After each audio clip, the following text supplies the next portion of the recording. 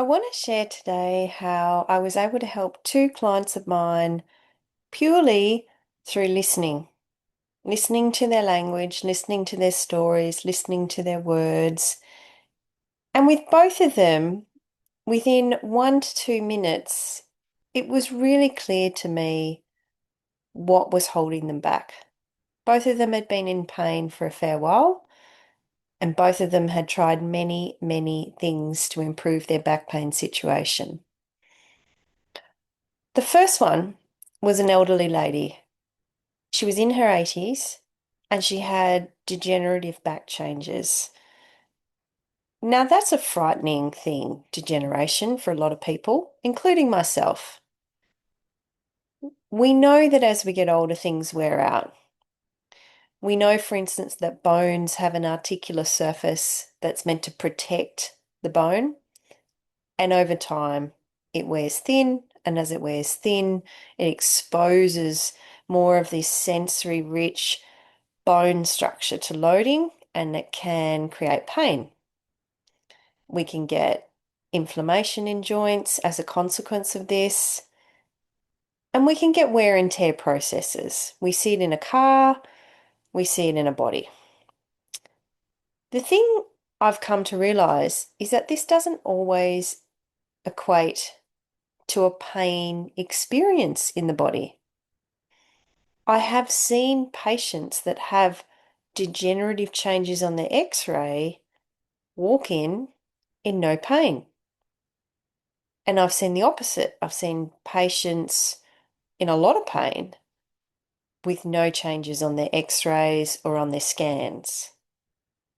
This very fact tells me there's more going on in the pain experience than just the tissues. So this lady, let's call her Kelly. It's not her real name. Kelly had a lot of degeneration in her back, and she's been a patient of mine on and off for years. Very wise lady, very knowledgeable lady, an ex-nurse, very spiritually connected lady. And each time I see her,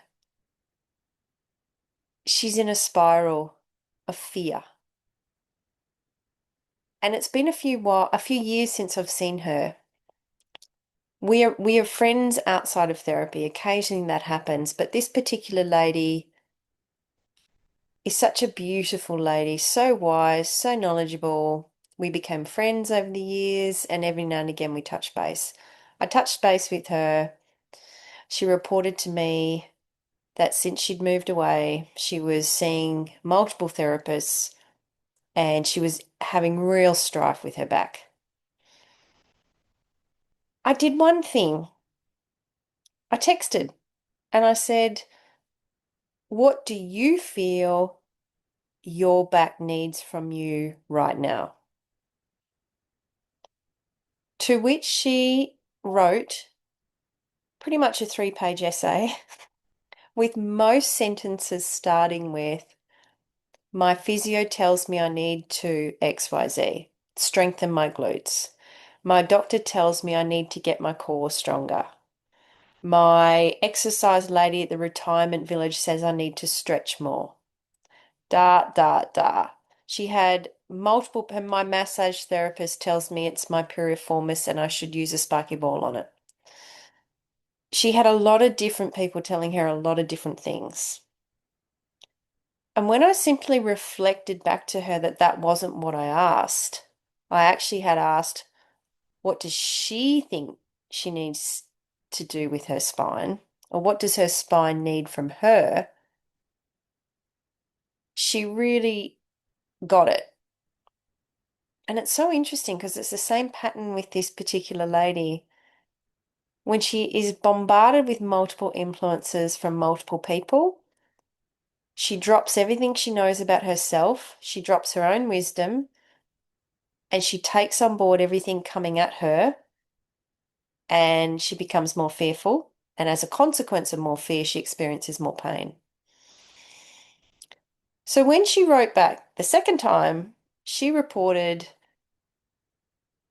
"I feel most relief in the water, in the hydrotherapy pool. My back loves heat. My back loves being weightless in the water. My back feels supported in the water. I feel safe in the water. So all I simply said was just do that. Just do more of that and forget the rest. That might seem arrogant, overriding what other practitioners had told her. But to me, there was confusion. There was someone else impressing on her what she needed to do for herself rather than her listening to herself. And this particular lady is tuned in. She knows how to tune into her body. She knows how to hear what it says. But from time to time, she loses her own trust in her own intuition and in her own sense of knowing what's best for her. And so I simply reminded her that that's when she goes off into the woods. That's when fear escalates. That's when she starts trying 100 different things, most of them making her worse. And then she loses trust in everything and the pain builds. So that was a pretty much a text exchange of a few minutes. She texted me the next day and said, I've had the best walk I've had in months. It's really clear to me now I slept on what you had asked me to sleep on. I'm feeling way more empowered now in what I need to do for me. I'm just going to listen to my back. And if all it wants is heat and water, that's all I'm going to give it. And I'm going to walk within what feels comfortable to walk. I think at 80, that's fair enough. So, really good outcome simply by redirecting her back to her own intuition. Will it last? Possibly not.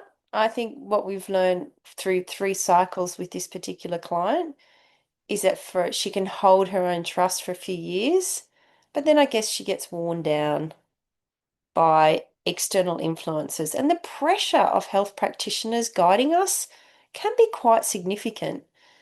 So it does take a bit sometimes to say, you know what? I know these people are educated. I know they mean well for me, but I know me better, and I'm going to do what I feel I need to do for myself. And that takes courage, but it usually pays dividends. That was the first client. Second client, I've been talking so long now, I forgot what I was going to say. The second client, that's right, was reporting to me over the phone. I couldn't see her. She was desperate. And I was doing a screening call. And she says to me, I've had back pain for years. I love gardening. I know I shouldn't, but I lift heavy logs. I bend and weed. I do too much. And then I end up in pain. And she wonders why she's had back pain for years. Now, I put back to you, you don't have to be a rocket science to understand that someone who is perpetually pushing their body beyond what the body is comfortable to do is going to be perpetually in pain. And I don't really know why people like that go and seek help from a health professional because they get given a lot of things to do, they get given a lot of advice, and they don't usually follow it because their need for a neat garden overrides their need to have a pain-free body. So their value system is a little bit whacked. And so essentially, I reflected that back to her and suggested that might be the place to start. A little bit of self-inquiry as to why she prioritizes the garden above her physical pain status. And if we do a deep dive on that, that'd be a whole lot of mental prisons that she's in about her identity, about childhood beliefs about being in pain. I don't know. You could unpack that with a therapist for the next few years. Sometimes I feel my role is to simply reflect back to people their missing blind spots, the things they can't see. And we all have them. I know I have them. I, I have so many, it's not funny.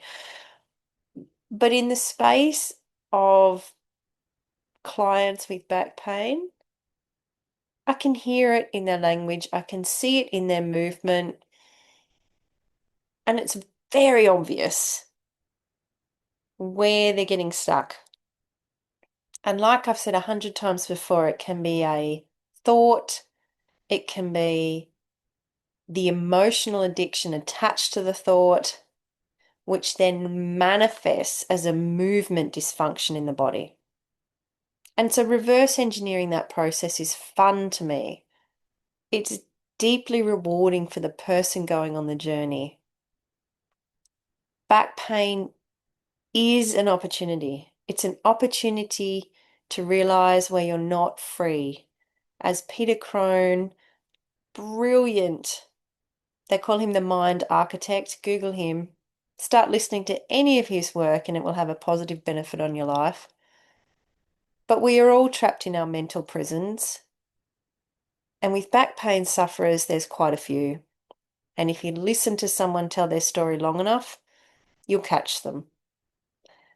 But like everything, we can't see our own blind spots. And sometimes that's the benefit of working with a coach, with a therapist, with a practitioner who's prepared to look beyond your body, look beyond your muscular strength, look beyond your tight muscles, and understand how they've got that way.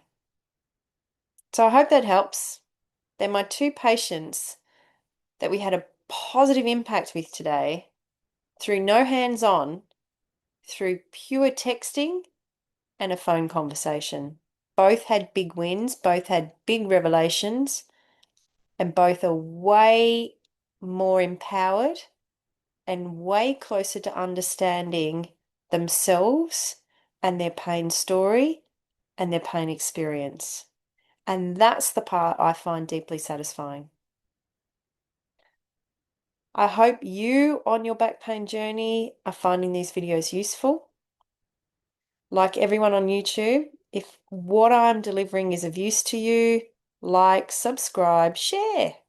We've all got a friend in back pain. Drop them one of my videos that you feel might be relevant, and let's hope we can help more people in back pain think outside the box, to think outside their body and think about all the tools that are there worth exploring. If you're stuck, you need fresh perspectives, fresh knowledge, fresh ideas. And that's what this channel's about. Take care.